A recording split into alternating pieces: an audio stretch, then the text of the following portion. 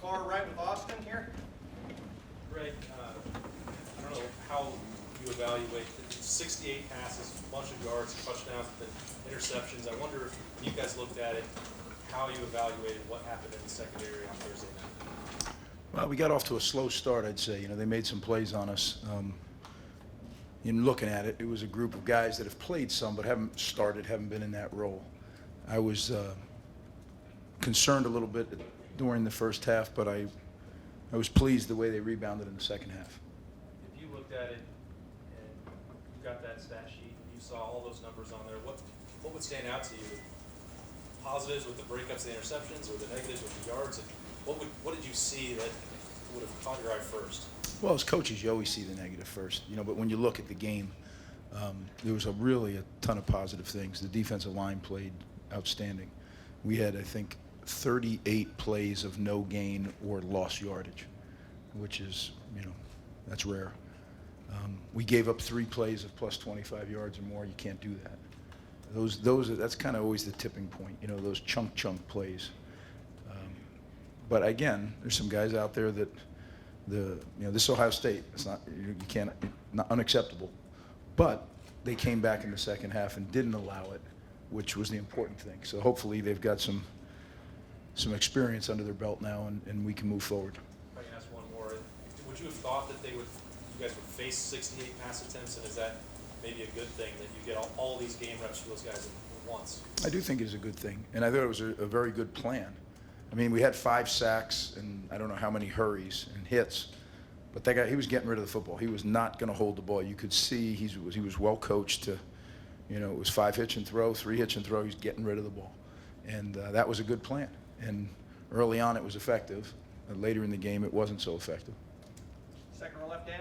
You guys came right out the first play of the game with 5 defensive linemen on the field. How effective do you feel like that package was, and is it something you anticipate continuing to do over the course of the year? Yeah, I do think again, you have 11 guys that get to play, and we have 5 guys that we think are tremendous players. And when you roll out a package like anything else, you're practicing more than just that. And slowly, when they get good enough, then you roll out another piece of that package and then another piece. So there'll be more to come. It's all part of growing your defense as the season goes on. What are the biggest advantages to having that 5th guy on the field as opposed to just 4 defensive ends? I think it's more of who those 5 people are. You get another dominant player on the field is the way we look at it. Second row middle, Tim. Greg, are you at all surprised by how far Malik Harrison has come since he was kind of a late addition in the 2016 class? And now, I mean, he played like 40 snaps or something against Indiana. I'm not, because I get to see him every day, but I could see how some would be, because, you know, the perception from outside might not be. But he's an incredibly athletic and large person and runs well, has good body control. He just needs to keep learning the defense, learning how to play at full speed. He's going to be a really fine player. Second row left, Ari. How would you assess the way that Denzel played as a whole? I know that he made a lot of pass breakups and he had the game, basically the game clinching pick. But I think at times, at least in the last 2 games you guys have played, he's been matched up with players and receivers that are significantly taller than him. I was wondering how that can hinder him at times and how he can overcome a height disadvantage. Well, he has incredible leaping ability. He has really good anticipation. He made a few mistakes the other night. Alignment errors, things that would have taken him out of harm's way. So we just got to clean that up, and I think Denzel will be fine. Did you like the way that he played overall, and do you think that he has come up along during the offseason as what you would expect from your guys' top corner? Yeah, I think when you play corner, you know, it's not the 5 you made that stick out, it's the 2 you missed. And that's the position. If you don't like it, go play something else, you know. So what'll get focused on is the catches, because around here, the standard is you don't allow catches. And we had guys that allowed 8 catches in a whole season. So that's the standard at Ohio State, and that's the way it should be. So we need to rise to that standard. We're not ever going to lower that standard, and Denzel will tell you. He's going to cut out those mistakes, and he's going to play the way that he's capable of playing. He did some really great things, and then he had a couple plays that he wishes he could have back. Front row right, Tim. Yeah, in that regard, Rick, would y'all have liked more just straight up pressure on the receivers coming off the line with that quick throwing game they had, or was that lacking a little bit early? No, it wasn't quick throwing. Don't misunderstand the quick throwing game. The quick throwing game was vertical shots. It was fades and fade stops, back shoulder fade. So But I we mean, were. those guys were getting releases is what I was talking about. Well, we were pressing them, so we started to adjust a little bit and do a little different techniques. We bailed a little bit and tried to change up. So I didn't think it was really that they weren't getting disturbed at the line of scrimmage. I thought we were doing that. Look, you got to give credit to Indiana. They made some tremendous throws and catches as well. Now, again, this is Ohio State. Catches are unacceptable. But, you got to give your opponent credit, too. They have some really good skill guys, and they made plays at times. But as the game went on, we made plays. And, I don't know what it was, but in the second half, we played Buckeye defense and Silver Bullet defense. That's what we have to do. When you look at this, a lot of people are looking at this game on Saturday night as maybe the best offensive line in the country going against maybe the best and or deepest defensive line in the country. Do you see that also? What tells you their offensive line should be rated in that category? Well, I study them, so I study them all off season, and I study them now in preparation for the game. They're outstanding. It is a battle of strength on strength, and if such a thing, inexperience on inexperience. So their receiving core is relatively inexperienced. They graduated a lot of their production, and we graduated a lot of our secondary players. So that area is inexperience on inexperience, whereas the front, they have a lot of experienced guys. We have a lot of experienced guys, and I'd say those are the strengths.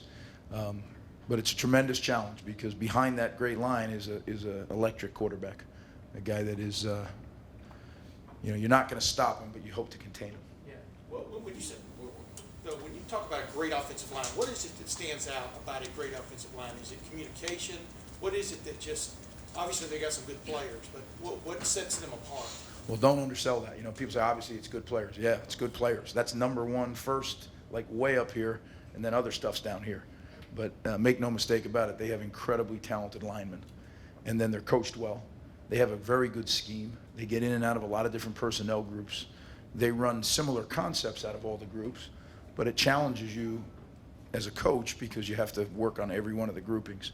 So combination of talent, coaching, scheme, all the above. Time for a couple more. Deep in the back, Jared. Hey, Greg. You and Urban obviously share a lot in common. One of those things being you both have kids playing high school football right now. I'm just curious about how you're managing that. You've got two, right, at Academy? We do. The way that you try to be involved with them, try to see their games as much as possible with your schedule right now, which is hectic. How do you go about managing that? How important is it to you to be there to support them as they pursue their career? Well, it's very important. It's very important to both of us. And I work for a guy that gives me the latitude to go do that. I'm going to take care of my business. But on Friday nights, I meet with the guys, and then I get to go watch my son play and then get back with the guys. So it's a blessing to be able to do that because, they're the most important to me. Are your conversations with them football focused, or do you never talk about football? No, I try to help them when I can. You can't get involved too much. You don't need a coach and then another coach, right? So I don't know what they're doing, but I tell them all the time, see what you hit. That's my biggest thing. I want them their eyes up, and if they'll do that and have fun, those two things, I'm good. Far left over here, Lori. Coach, could you talk about how much grit Kendall Sheffield would have had to have shown last week, but with his family and the concern he had to have had for them? And then, early on in that game, he probably had some plays that he wanted to have back, but he did make plays like that tip that Jordan Fuller ended up getting. Could you discuss the level of grit that he showed? Well, I think it's a good, I hadn't really thought of it like that, but I think you're right. Fortunately, his family's safe, and they're a little bit on higher ground, but not only family, but extended family and friends and all that. And you're up here in Ohio where it's safe. I'm sure that weighed on him. But he doesn't show much of that. He's a steady as you go guy. And in the game when they did catch a few on him, he didn't. The thing that I was pleased with is there wasn't any panic. Coach Combs coached them, and they kept playing and played their way out of it. And final questions, front row, Bill. You detail the challenge that your secondary will have this week against Mayfield and that passing game because you can't necessarily count on the defensive line against their offensive line dominating, and it is obviously a very young defensive line, and especially their tight ends are a very big part of their offense. Well, you're right. I think it all starts and ends with Baker Mayfield. He is an extraordinary athlete as well as an extraordinary quarterback. He's got incredible arm strength. And when I say incredible, he can really throw the ball down the field. They do a great job of moving him, you know, because he's not the biggest guy in the world, so they'll move him off the spot, so you're never really sure where the spot is. We have to have a really, really defined rush plan to make sure that we keep him contained and make him throw from containment. He is most dangerous when he has a little bit of space and he can let receivers get down the field, because he has a strong enough arm to go, you know, roll over there and throw it all the way back over there. And you saw it in our game. They hit a touchdown on us last year. So it's all going to be part of that, part and parcel. And you're right. They have an unusually gifted tight end that, I mean, he is as much a receiver as any receiver on the field, and they use him as such. So it's matchup issues, all those kind of things. It's a challenge. I mean, there's a reason they're a really good team. There's a reason we're a really good team. So it's a great matchup. College football at its best, and you know our guys are looking forward to it. I'm sure they are too, and that's why you play them. Great. Coach, thank you Thank very you. much.